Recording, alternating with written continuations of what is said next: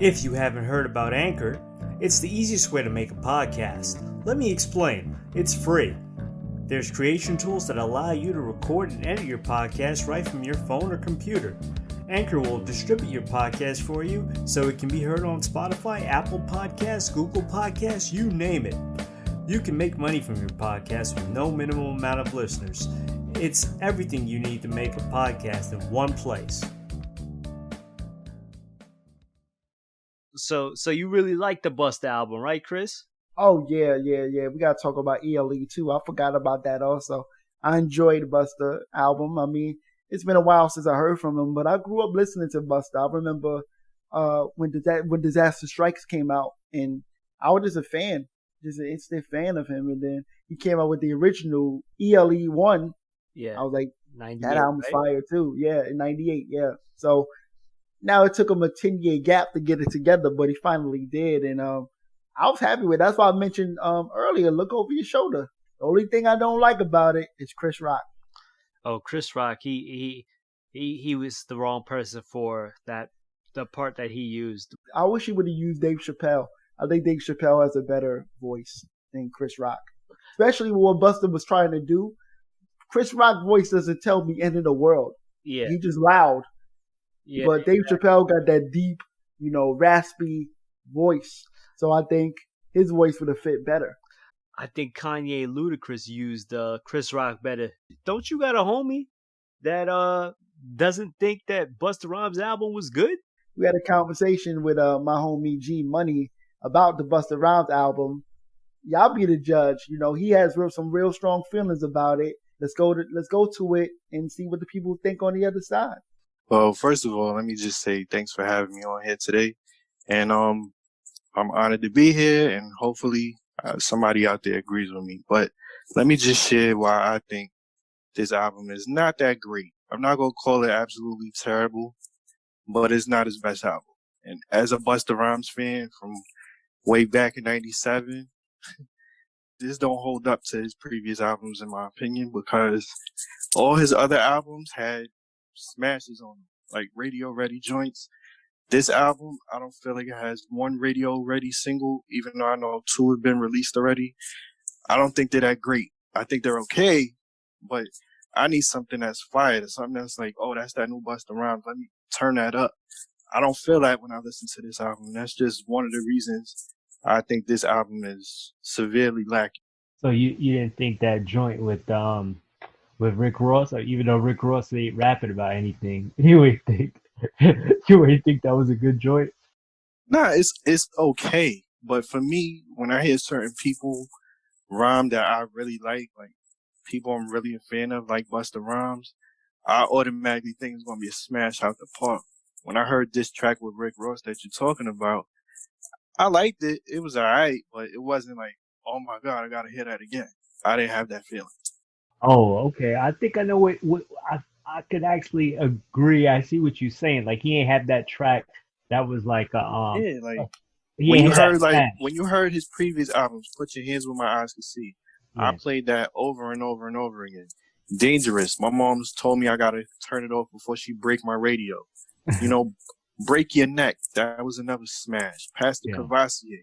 Smash. This album don't have none of that. Remember when he came out with that track? What's that dude? I know a lot of people's not showing this kid love because the Megan Thee Stallion situation. Yeah, I actually like that song. That song that he had, and there was a video where they were like on a boat or some shit. Yeah, I don't think I heard it either. Yeah, the thing is, go check it out, because the thing is, Bun's been working on an album for the longest. Yeah, I think this album took maybe 11 years to make. And as a fan, that made me even more mad, because I'm like, if you're going to take a break for 11 years to go live life and do whatever you did, when you come back, every track on there is supposed to be a smash. This album should be platinum 10 times over if you took 11 years to make it. And I don't feel like that when I listen to this album. When I hear this album, it's maybe three joints, and I'm being generous, that I could say, all right, that's 3. You know what you would look. You know what you were looking out. You know what he was looking out for like an A-Rab Money joint. something. I was looking for that up-tempo Busta Rhymes. And then he's also lacking other things. Like, there's signature things that he always says in his songs. He didn't say that in any of these songs. I was just listening to ELE2, before I jumped on the podcast again, just to make sure that I'm not going to misspeak. He says things like hot shit. I didn't hear that in any of these tracks. You go back and listen to his albums, he says it a few times throughout the album. You know what I mean? Nobody on Flip Mode Squad was on this album. This ain't the first album he made without Flip Mode Squad, but most of his other ones feature people from Flip Mode Squad. This one does not, and it doesn't have that collabo banger. It really doesn't. He has a track on here with Mariah Carey. It's okay, but I feel like I've heard it before. You know why? Because it's the same beat from... Yeah, I got to give you that. You know what I mean? It's the same exact beat. It's the same I give thing. You that too. Yeah. So it's like, come on, man. You took 11 years to make an album and you gave us the same song twice. Come on, bro. You got to do better than that. I agree with you on that because when I hear the joint with Mariah Carey, I'm like, damn, he might as well he should have got the one with Janet Jackson. He should have redid that one. Yeah, I would have appreciated that. I'm like, yo, maybe he should have been singing and Janet Jackson should have been rhyming. That would have been a little more interesting. I don't know. But, baby, if you give it to me. Yeah, like, come on, man. Like, are you serious? You did that. So I feel like you disrespect me as a consumer because you think I don't know that's the same track. Do you think I'm not going to realize that? The look over your shoulders joint. You don't like that song either? Again, it's okay. It's not a banger smash. I feel like you wanted to do something nostalgic, put Michael Jackson on it. All right, I'm not mad at you. You want to put Kendrick Lamar on the joint? I like Kendrick Lamar. I'm not mad, but the track does not have that. Oh my God, that's that new Busta Rhymes and Kendrick. You didn't like Busta's verse on that thing? Like that. It was cool. It was cool, but again, I'm looking for a smash, something I'm gonna hear on the radio. Like, I'm gonna call up a radio station, like, yo, could y'all throw that new Busta on? Well, since that time, music has changed drastically as far as like the streaming era. So you don't need the radio anymore, and he's going by his legacy. No. So Busta Rhymes is a legacy artist, so he doesn't have to go for the mainstream record anymore. He's Busta Rhymes. I understand that, but what I'm saying as a fan from way back, right? That's what I'm looking for, and I feel like he didn't deliver on that end. Like, I understand you don't need the radio to do a lot of streams and downloads and all that. I get that, but what happened to your long-term fans that have been rocking with you since '96? What happened to that? But I agree with you on that. But at the same time, what I would say is this: like, you heard like the growth, and you expect growth because you've been in the game. It's like he's over 40, pushing 50. Yeah, he's like 48 years old right now, something like that. Yeah. And again, I could respect it. You took 11 years, you took a break. All right. So you come back, but you still talking about the same stuff you talking about when you left. The world's gonna end. There's only 5 years left. There's 2 days left. All right, fine. I'm with you. You gave us some of that same flavor, but why you ain't give us no bangers, no smashes? What happened? What happened? Like, I don't get it. I really don't. You were expecting Busta Rhymes, the energy god. Yeah, like, I mean, don't get me wrong. Did he have some of that same energy on the album at certain points? Yes. I was like, okay, here's the Busta Rhymes I know.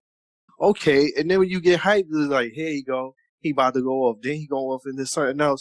And then, of all people on planet Earth that have narrate your album, here we go. Here we go.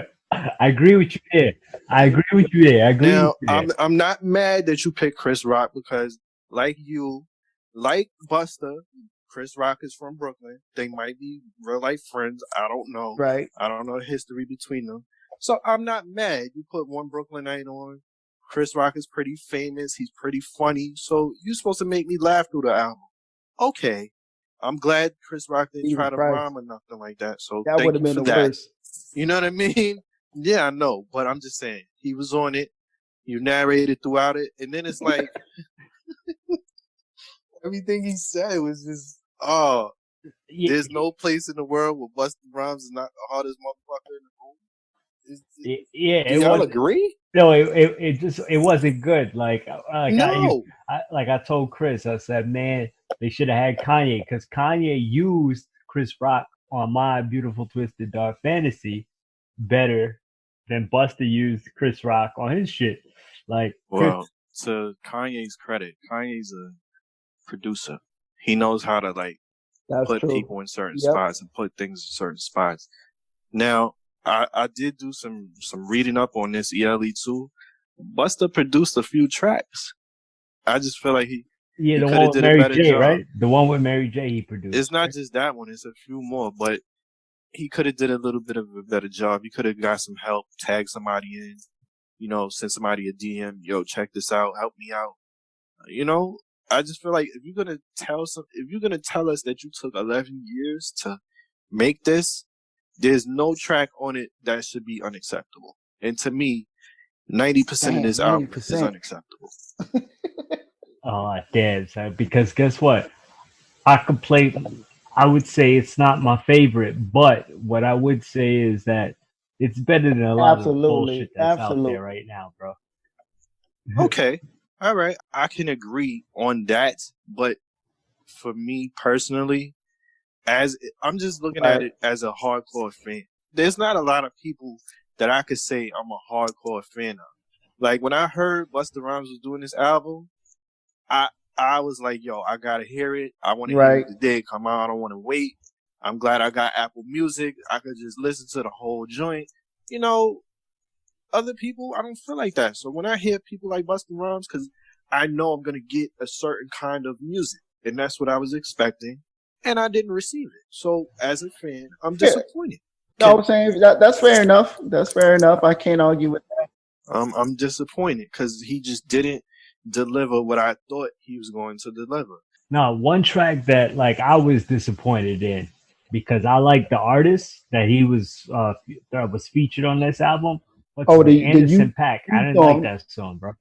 but yeah, I didn't like. But I would say Busta Rhymes' verse on there was pretty dope because he was able to incorporate the flow of the chorus. Yeah, Bus was good, but then I was like, man, I like Anderson .Paak. Like Nas had Anderson .Paak on his album called song called All Bad. And I'm like, yo, that's a better song than. Yeah, I just feel like Busta took 11 years to make this album, and again, you shouldn't tell people that. You should just say it took me a very long time, and this is what I came up with. Yeah, that's it. Like, if he make another album like this, I can't call you Busta Rhymes. I'm gonna have to call you Trevor Smith. That's it. Yeah. So you would say that's not.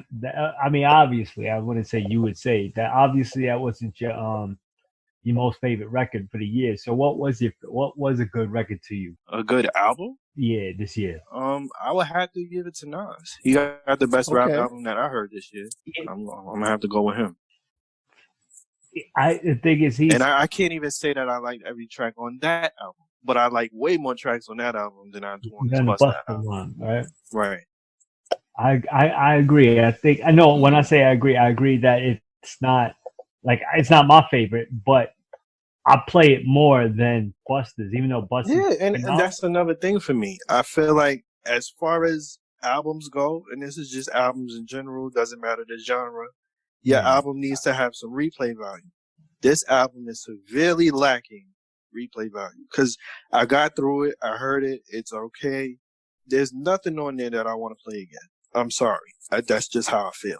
What you call it? And that's how I judge records. Yeah. Like, yo, if I replay your shit, like the thing is, like for me, like even you said you were talking about the Nas record, like Nas and not Anderson .Paak. He had a song with Lil Durk. What was it? I don't really care for Lil Durk. I don't care. I don't rock the Lil Durk. I don't really rock the Lil Durk I'm not to cut you off, but did y'all like the last song, the Spike C joint? Did you like that? I was trying to sound current. Oh yeah, it was alright. No, but the thing is, it was a. I give him an A for effort. That's funny to me, that song, because I'm like, he's basically trying to let the younger guys get they shine, but then he tried to mesh with them. Came off awkward, and I'm just like, come on, guys, like, You know what? At least he tried. At least he tried. But you think that's better than Busta Rhymes' album, man? I think Nas' album is far better boy, than that's Busta Rhymes' album. tough. That's tough. No, Far better. The thing is, like, I feel like it's Nas' record to me is more listenable than Busta Rhymes. My favorite record of the year came out in January. Hip hop record came out in January. It's what's his name? Royce. Okay, Royce the 5'9", Allegory, and that has about the same amount of tracks as Busta. I felt like my soul was getting fed more with. Damn, I can't even argue for that. I can't even argue with that because you're right. And Royce the 5'9" self-produced it, so and he's a pretty dope producer. And when you got people like DJ Premier teaching you how to use the boards, that will make your music sound better. But I can't even argue with that, man. I tried to argue for Busta. I still think it's a great album, but I can see what y'all saying. Yeah, well, since you want to argue for Busta, Chris, I'm going to ask both you gentlemen this question. What is your favorite track on this current I like Oh No. I like a few tracks. Look Over Your Shoulder. I like the joint with Q-Tip. Okay. Definitely the joint with Q-Tip. That joint is fire. Yeah, that's my joint. I like that shit. Yeah. I like the intro. I like the joint with Ross. Well, the intro is not really with the God MC Rakim with Rakim. I'm talking about the joint with Rakim on it. Yeah, that's the. It's not really a song. That's what I'm saying. That's why I say I like the intro. It's with CL Smooth on it as well. Is it P Rock? I'm not sure. Yeah, CL Smooth. P Rock. Yeah, P Rock's the producer. CL Smooth is the rapper. What else? I have to look up the track list. Well, to me, I think the best track on the album has the worst title you could ever give a song. What? The track is called Satanic.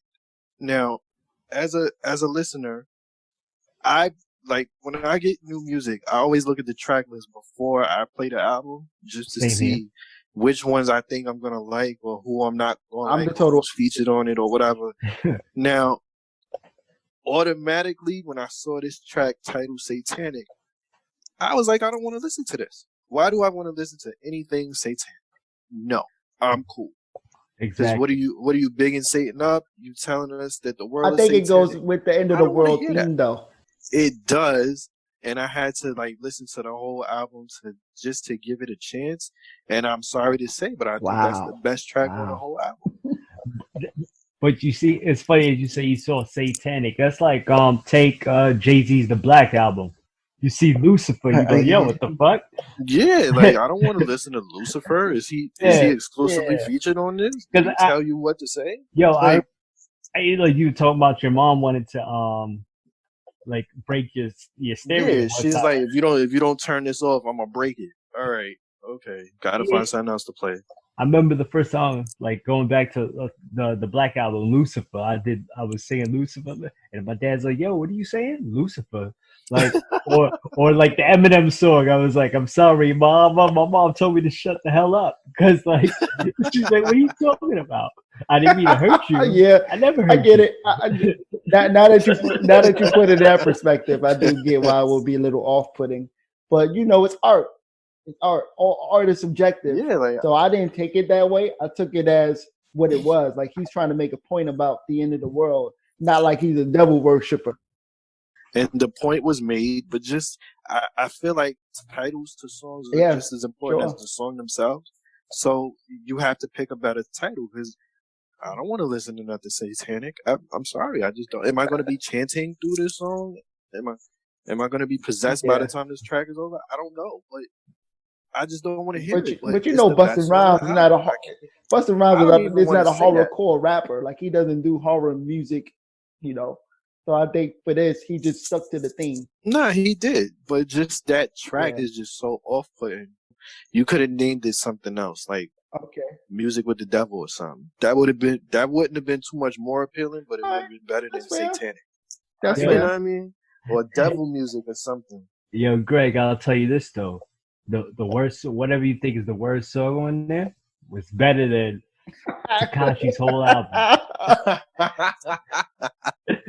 Well, I haven't heard Tekashi's album, nor do I have any desire to do so. So I'm gonna just take your word for it. No, I'm just saying, like me neither. But like, imagine you see how sad that is. It's like none of us listen to Tekashi. We already know the worst Busta Rhymes song on that album It's still better than any well, track that goes on without saying. Tekashi's album. I'll give you that. That goes without saying. I'll give you that. But I still give Busta solid 4 mics. Take out. Yeah, I'll give him that. I think you're stretching it, bro. Take out the joint with Anderson .Paak and Vibes Cartel, and you got a solid album to me. Oh, and Chris Rock too. If it's a 22-track album, you got to get rid of 18 of them and start from scratch. He gets 2.5 mics from me. Sorry. It's funny. There's people, because I'm in a hip hop group on Facebook. There's people who think this shit is like. No, that's stretching it. That's stretching it. No, that's stretching it for me. It's not 5, but the way they talk about it, like, I'm like. I mean, again, personally, I just think, I'm not saying he's not capable of producing a 5 mic album, but I think people are just so hyped to hear from Busta Rhymes after taking a 11-year hiatus. He could have came back singing songs about his ass. Yeah, people would be like, especially with the current stage of hip hop today, everything's the same. So we got somebody from our era that could show you how to do it. Like I could still, and people talking about 5 mics. Man, he gets 2.5. I think, matter of fact, I think 2.5 is being generous. I gotta give him 1. I really gotta give him 1. Come on, in, bro. No. But that's my opinion because I'm a disappointed. I can't take that away from you, but 1? What? Yeah. 1. If you give in a Busta 1, I guess Tekashi gets -10, bro. Yo, Tekashi's not even nominated. You're not even in the conversation. Tekashi gets a next. So what other music you listened to this year that you felt was like it was worth listening to or it was dope?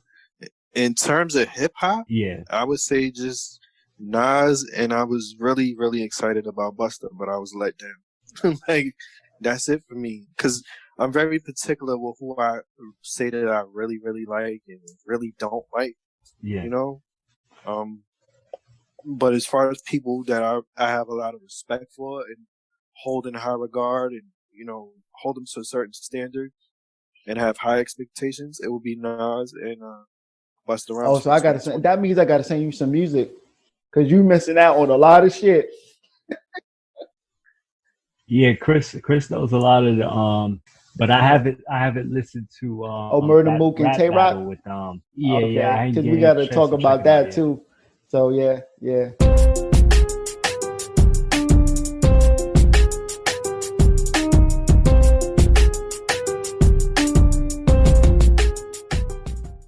Yeah, so going back, man, that Busta Rhymes album was not your cup of tea, right? No, it definitely wasn't. So you said you give it a 1, and I wouldn't give it a 1. Like Chris said, I'll give it a 4. I'll give it a 4. If I really had to honestly rate it, I'd give it like a 1.5. Oh, geez. There's no moving him, man.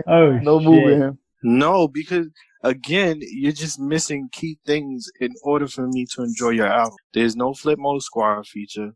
There's no signature lyric. If you go back through some of his albums, he's like Busta Rhymes, 9-7, 9-8. You know what I mean? Busta Rhymes, 9-9, hot shit. He always does that. And I'm like, yo, that's that Busta Rhymes. He didn't do that on this album. Yeah. He didn't do it. And I'm like, come on, bro. 11 years. You couldn't come up Busta Rhymes 2020. I mean, you got to be mindful. He recorded all this over time, so. Understandable. And I just would like to know, I really want to know who advised him on this album. Why didn't anyone tell you that this album has no radio-ready tracks? Why didn't anybody tell you that this album has no replay value? Why? Apparently, there was a lot of people vouching for it. And that made me scared at first. When I first heard people say, oh, this is the best album you'll ever hear. I'm like, oh, shit. Here we go.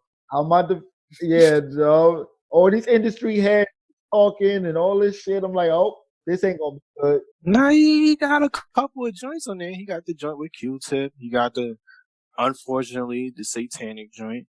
Forget what the other one is called Oh no, that's decent. And he got the other joint. The Best I Can, with Rhapsody. I was going to say, you didn't like that song? Because I'm looking at the track list. He got that one. Nah, that one was okay. That one was okay. But the rest of them joints, nah. You should have left Biv Yo, he killed that beat though. Nobody should ever try to rap on Poison. So you don't think Busta was a top lyricist on it? Like, you don't think he wasn't giving you bars? Like, forget about the songs, just the lyrics, just him rapping. Well, you can't just talk about the lyrics without talking about the beat, because the beat is just as important as the lyrics. He could have spit the hottest lyrics ever, but if the beat is whack, I don't want to hear what you got to say. Like, if he's rhyming to church music, I don't want to hear that. But I'm sorry, I just don't. I really don't. Out of my mind, he was killing that shit. He was on point. He should have just left it alone. I mean, listening to it, you could tell they copied and pasted it. Like, they didn't remake anything. They kind of looped that part over and over and over and again. And again, that takes me back to my point from earlier today. You did the joint with Mariah Carey. You gave us the same song twice. So what you should have did was get in the studio with Bell Biv DeVoe and make a whole new track, and maybe that would have been fire. Maybe. Instead of trying to go back and do Poison, and then you also try to put a little bit of Pastor Cavassier in it. I'm good. No. Why don't you just make a new track? Yeah. I don't understand. Okay, man, I hear you. I respect your opinion, you know. But when you called me about it, I didn't know you felt so strongly. And the only reason I feel strongly is because I'm a fan. I have respect for this guy. I expected you to after 11 years, oh my God, I should be able to play this album. Yeah. I mean, there are people that do agree with you. Like, somebody I saw gave it a 3, you know, but they wasn't too crazy about it. They were just being generous too. But 1.5? For me, it's a 1.5. Yeah. 1.5. Oh, man. And that's, again, that goes to the fact that you put out 22 tracks.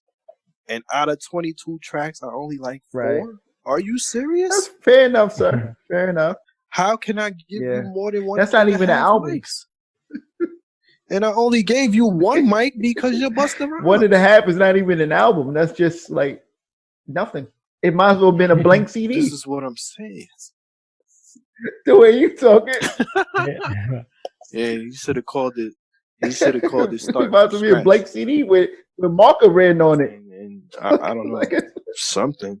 I don't know. Something. I hate something. You should have made a joint called Corona World or something. I mean, he does kind of mention it, but not overly. But I get your point, though. Yeah, but it's.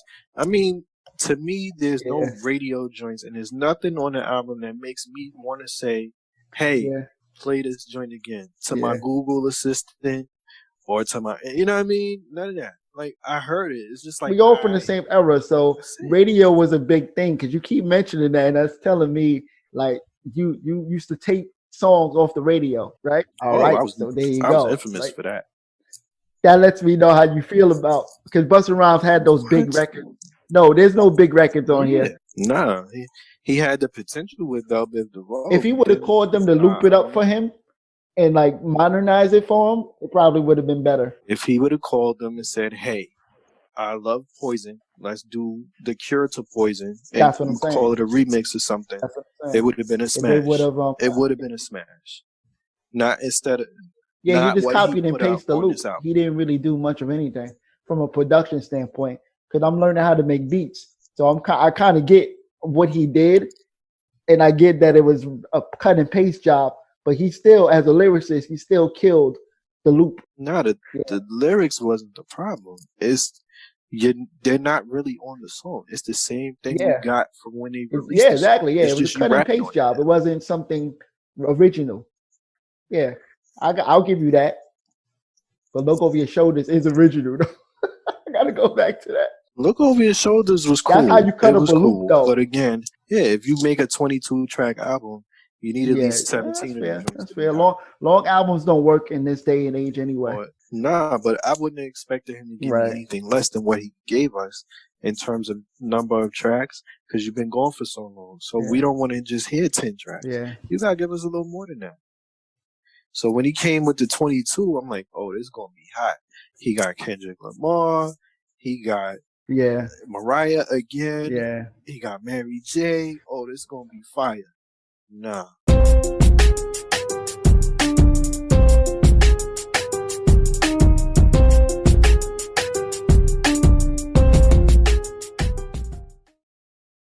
since this whole pandemic, these two producers made something good, bro, when it comes to music. I'm talking about Timbaland and Swiss Beats. Oh, VERZUZ. They make versus battles, bro. Yeah, the versus battle is one of my things I look forward to the most, like especially this year, because they've done some really epic battles, and there was some battles I was just let down by, but they were still, as far as nostalgia purposes. Yeah, because we had a real debate about the DMX and Snoop Dogg joint. Okay, all right. So since we're here, I already know how Chris feels. So Nigel, who do you think won that battle and why? I would say Snoop. I think you took a little too long to say Snoop, but I could agree. I mean, I'm thinking about it. I have to think about it. On it, Nigel. You gotta go listen to the recap. Yeah. I have a lot of respect for both artists. Yeah. I will call myself a little bit more of a DMX fan than a Snoop fan. Yeah. But I just knew that Snoop was going to win. And to me, if you do battles like that, the person who you know is going to win, it's not fun for me because I already know who's going to win. It should be a very debatable thing. It shouldn't be something I could call in my sleep. And before the battle happened, I was saying that Snoop was going to win 12-8. Yeah. And Chris disagreed with me, but most people were saying Snoop won. Like I knew. I would say this though, because to me it was close because DMX forced Snoop to show that he's more of an MC. Like he couldn't play Young, Wild, and Free. We were like, yo, what the fuck is that? He couldn't play the same. But Snoop is a little bit more versatile than DMX is, though. Yeah. So that's what gave him the edge, in my opinion. Yeah. He has way more features. He could have did a versus battle with just features, and he probably X been in jail and on drugs for a lot of the time. So X did his thing for all the stuff he's been through and all the time he's been out of the limelight. He did his thing. So kudos to both of them putting on a good show. The battle that let me down the most. Oh, I didn't watch Brandy that versus Monica because I was looking forward to that.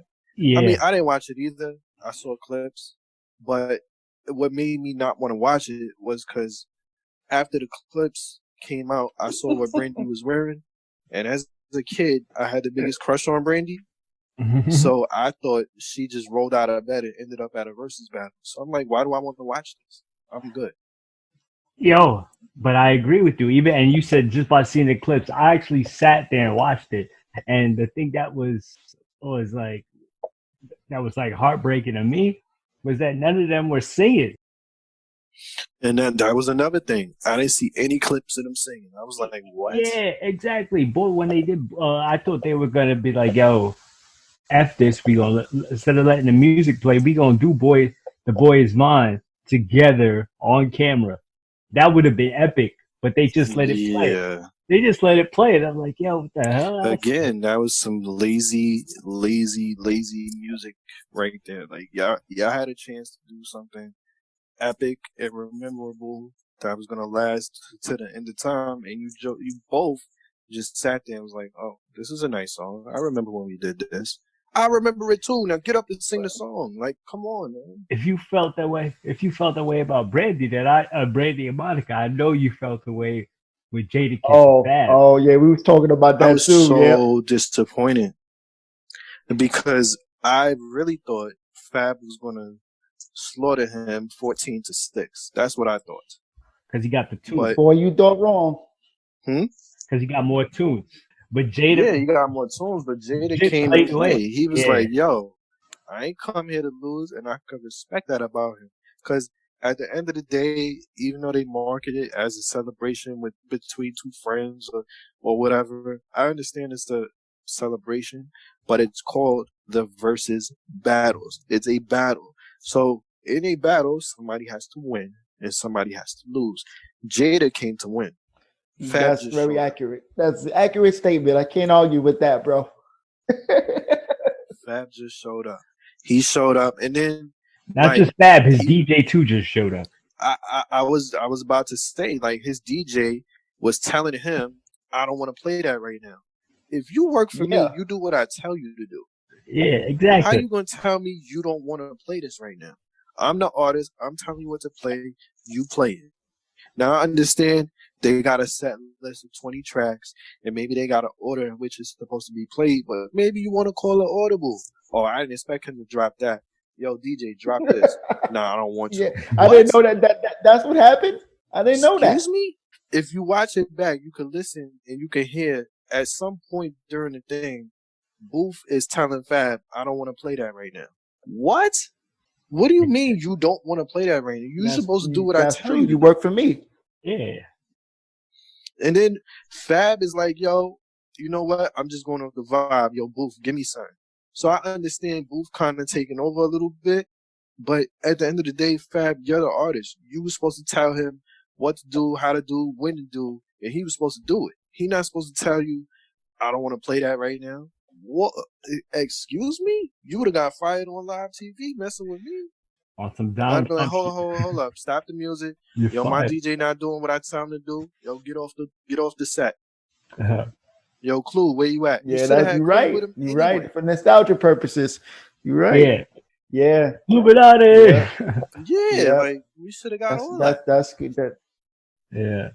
We should have got all that, but we ain't get that. We got Jadakiss who brought his A game, and then Fab. It's like what you said though, man. Jadakiss came to play. What's his name? Fab just came to. He just showed up. Yeah, like bro. That's very true. Come on, bro. I was very upset because one of my friends, she's a huge Fab fan. So me and her, we going back and forth. She's like, yo, you already know who I'm going for. And I was like, well, I'm going for him too. I hope he wins. Boy, it was that was epic. The way Jadakiss did that. Because he should have hit that Superwoman. He played all that at the end, but he wasn't beating nothing that Jadakiss is throwing at him. Yeah, but it wasn't when it counted. Like, if you're supposed to play 20 joints in a battle, you're supposed to play Superwoman to stop Jada hot streak because Jada was throwing out banger after banger. I didn't know he wrote Puff's verse on the Benjamins. Yeah, I didn't know he wrote his verse for Victory. I always thought Biggie wrote that.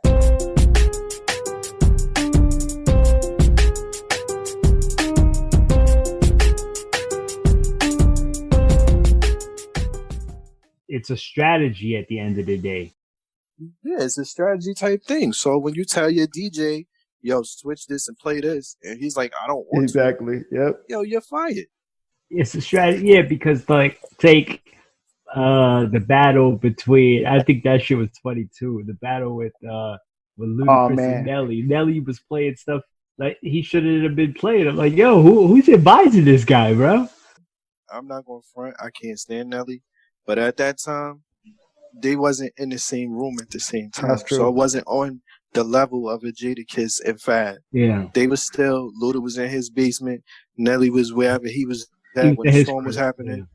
Yeah, so I mean the storm got in the way of the audio, so you kind of can't knock him on that because you can't control the weather. But also too, if you watch back, Swiss and Tim was saying, yo, Luda used his verses kit.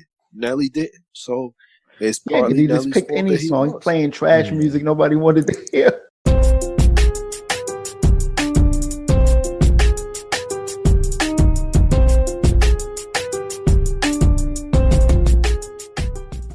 Bus could go against LL, but somebody don't battle nobody. He don't want to battle nobody.